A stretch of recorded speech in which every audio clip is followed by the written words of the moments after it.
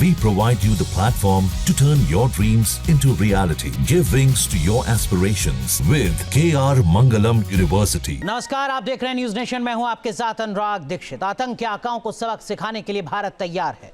भारत थल, जल और नभ से आतंक को पालने पोसने वाले पाकिस्तान की घेराबंदी करने में जुटा है।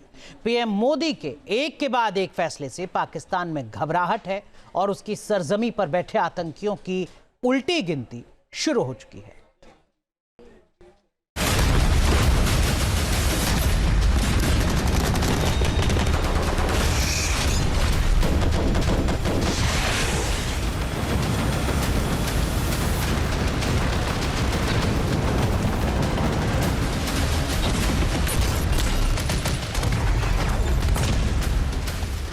आसमान में गरज रहे फाइटर जेट्स की गर्जना बता रही है कि अब आतंक के आकाओं को सजा देने का वक्त आ गया है।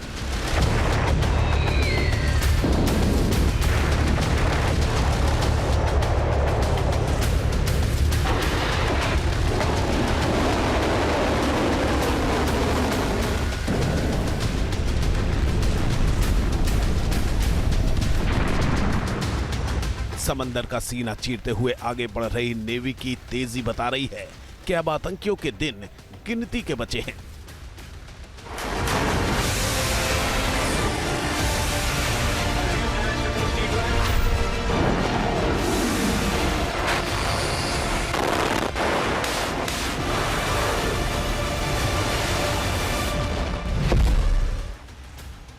सेना की तैयारियां बता रही हैं कि वो आतंकी अड्डों को मिट्टी में मिलाने को बेकरार है।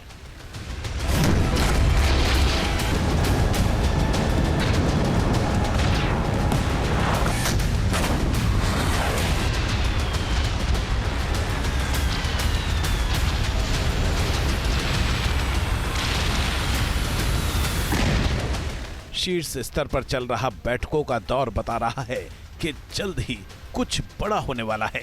आतंकियों और आतंकियों के आका पाकिस्तान को सबक सिखाने का वक्त करीब आ गया है।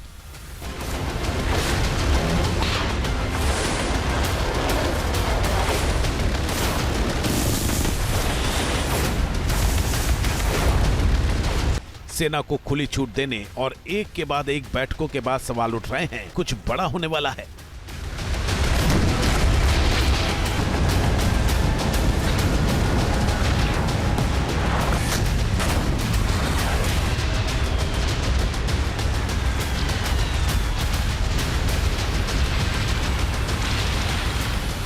तो एक प्राइम मिनिस्टर की चीफ्स के साथ मुलाकात का यह मतलब है कि उन्होंने जब पहली मुलाकात हुई थी तो उन्होंने कहा था कि आप एक प्लान बनाइए एंड गवर्नमेंट और पूरे इंडिया के लोग आपके साथ हैं, आप एक्शन का हमारे को प्लान दीजिए। तो ये जो मुलाकात हुई हैं आर्मी चीफ के साथ, एयर चीफ और नेवल चीफ के साथ, इसका यही है कि प्राइम मिनिस्टर ने ब्रीफिंग ली है कि क्या प्लान बने गए हैं, कैसे इंप्लीमेंट किए जाएंगे, और उसको प्राइम मिनिस्टर ने अप्रूवल देने के लिए उनको समझने के लिए था।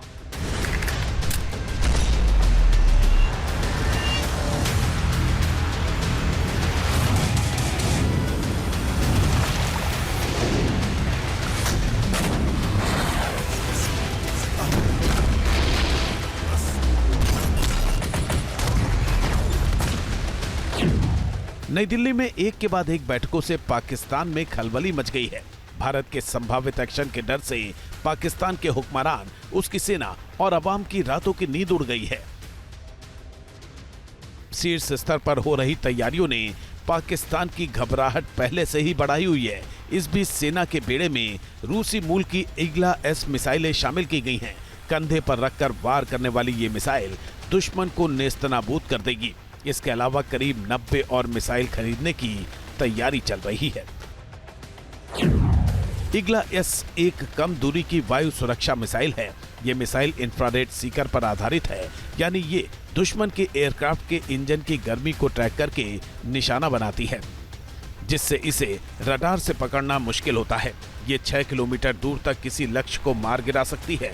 मिसाइल लगभग 3.5 किलोमीटर तक की ऊंचाई पर उड़ रहे टारगेट को निशाना बना सकती है।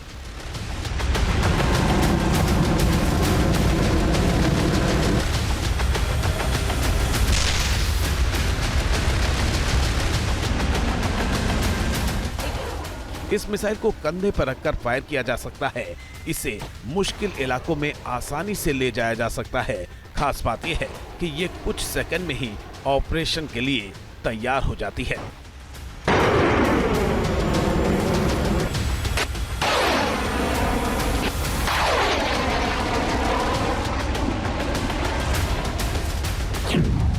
इग्ला एस में प्रॉक्सिमिटी फ्यूज होता है जो टारगेट से सीधे न टकराने पर भी उसे निष्क्रिय करने में सक्षम होता है। ये प्रणाली खासकर छोटे विमानों, ड्रोन और यूएवी से निपटने में बेहद असरदार मानी जाती है।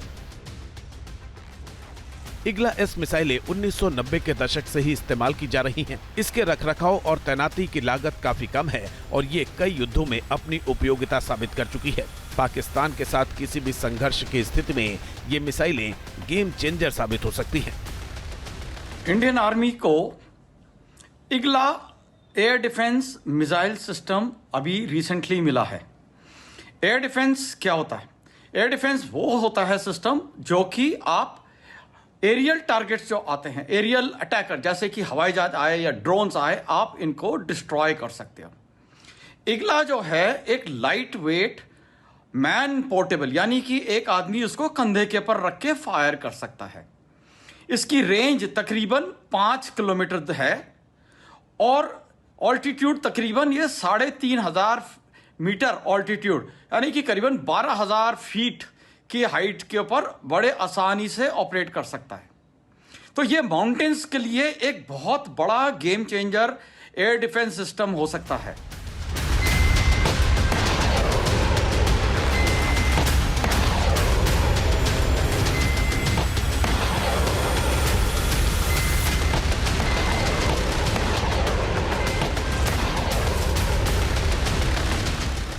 करीब 260 करोड़ रुपए की इग्ला एस की खरीद आपातकालीन खरीद नीति के तहत की गई है। इसी नीति के तहत सेना ने short range air defence system के लिए उपकरणों की खरीद की प्रक्रिया भी शुरू कर दी है।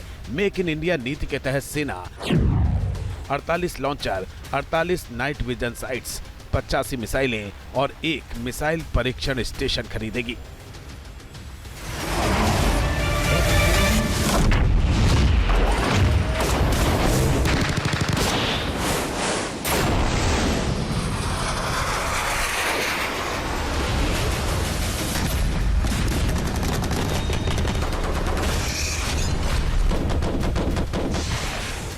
तैयारियां बता रही हैं कि भारत न केवल आतंकी हमलों पर एक्शन लेगा बल्कि किसी भी संभावित हमले का भी मुंहतोड़ जवाब देगा। पहलगाम में आतंकी हमले के बाद देश का डिफेंस इंफ्रास्ट्रक्चर वॉर मोड में आ गया है। इस बीच रक्षा अनुसंधान और विकास संगठन यानी DRDO ने मध्य प्रदेश के श्योपुर में स्ट्रेटोस्फेरिक एयरशिप प्लेटफॉर्म का पहला सफल फ्लाइट ट्रायल किया। उड़ान के दौरान इसे लगभग 17 किलोमीटर की ऊंचाई तक ले जाया गया। लगभग 62 मिनट तक चली इस उड़ान के बाद सिस्टम को सुरक्षित रूप से रिकवर कर लिया गया और अब इसकी फाइनल जांच की जाएगी। हवा से भी हल्की ये प्रणाली सेना की पेट्रोलिंग, निगरानी और टोही क्षमताओं को बढ़ाएगी। 17 किलोमीटर की ऊंचाई यानी स्ट्रेटोस्फीयर में तैनात ये एयरशिप बड़े इलाके पर नजर रख सकता है। इसकी खासियत यह है कि ये लंबे समय तक एक ही स्थान पर स्थिर रह सकता है और लगातार रियल टाइम डेटा भेज सकता है। ऐसा एयरशिप सुरक्षा बलों के लिए आंख और कान बन सकता है। स्ट्रेटोस्फीयर क्या है? अगर आप देखें तो अर्थ का जो एटमॉस्फेयर है ये अलग अलग लेयर्स के अंदर होता है। सबसे नीचे होता है ट्रोपोस्फीयर, उसके बाद है स्ट्रेटोस्फीयर, उसके बाद है मेसोस्फीयर और इस टाइप के अलग अलग लेयर्स होती हैं। जो स्ट्रेटोस्फीयर है ये तकरीबन 10 किलोमीटर से लेके 50 किलोमीटर के हाइट के पर इसको कहते हैं। अब इसका फ़ायदा क्या है?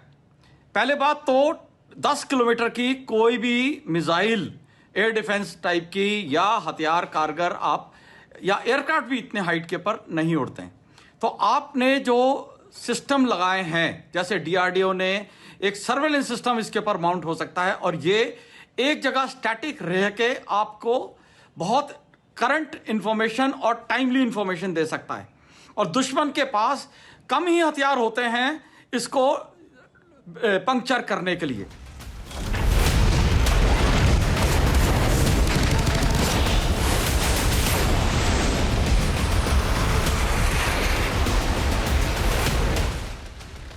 इस बीच भारतीय नौसेना अरब सागर में लगातार अपनी तैयारियों को परख रही है। शनिवार से नेवी ने लाइव फायरिंग ड्रिल भी शुरू कर दी है, जो 7 मई तक चलेगी।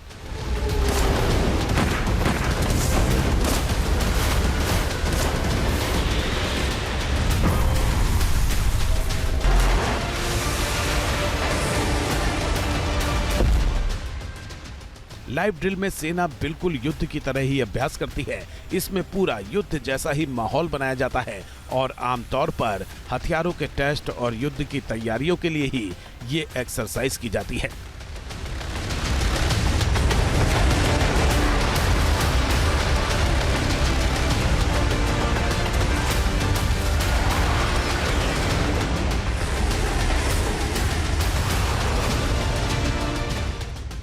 इसके अलावा नेवी के युद्धपोतों को भी अलर्ट पर रखा गया है। समंदर में अंतर्राष्ट्रीय सीमा के पास कोस्ट गार्ड की नावों को भी तैनात किया गया है। कमर्शियल शिप्स को कहा गया है कि वो युद्धाभ्यास वाले इलाके से दूर रहें। भारतीय नौसेना के आईएनएस विक्रांत और आईएनएस सूरज जैसे युद्धपोत किसी भी स्थिति से निपटने के लिए तैयार हैं। खतरों से निपटने के लिए कई जहाजरोधी और वायु रक्षा अभ्यास किए जा रहे हैं। नौसेना ने कई एंटीशिप मिसाइलों की फायरिंग की है। नौसेना 7 मई 2025 को कर्नाटक के करवार तट से भी अरब सागर में एक बड़ा मिसाइल फायरिंग अभ्यास करने जा रही है। इसके लिए नौसेना ने नोटिस टू एयरमैन जारी किया है। भारतीय तटरक्षक बल भी पाकिस्तान के साथ समुद्री सीमा की निगरानी के लिए नौसेना के साथ मिलकर काम कर रहा है।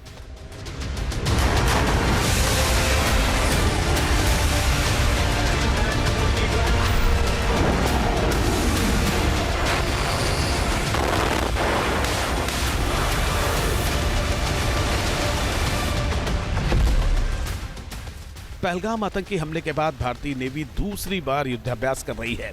एडमिरल दिनेश के त्रिपाठी की पीएम मोदी से मुलाकात और नेवी की लाइव ड्रिल बता रही है कि इस बार समंदर से कुछ बड़ा होने वाला है।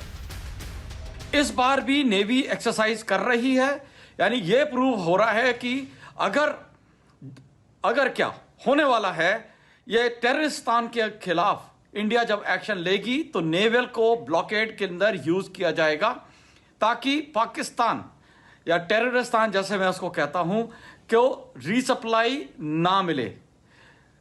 एयर रूट या लैंड रूट से उसको नहीं मिल सकती इतनी, सबसे ज्यादा सप्लाई उसको समुद्री तरीके से आती है।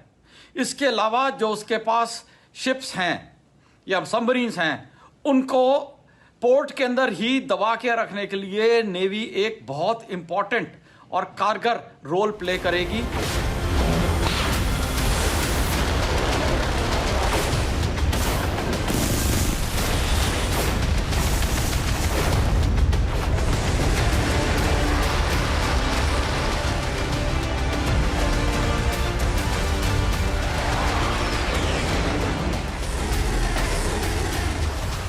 दरअसल सरकार की आतंकवाद से सख्ती से निपटने की नीति और पीएम मोदी से मिले इशारे के बाद सेना अपनी तैयारियों को पुख्ता करने में जुटी है।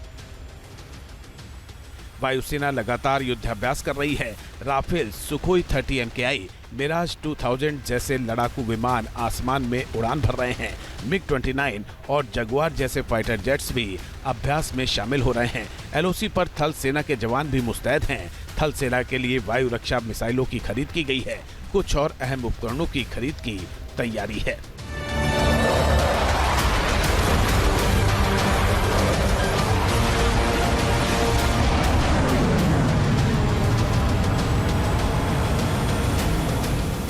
संकेत साफ है कि पहलगाम के पापियों को जहन्नुम पहुंचाने की तैयारी पूरी हो गई है। बस सही वक्त, दिन और जगह का इंतजार किया जा रहा है।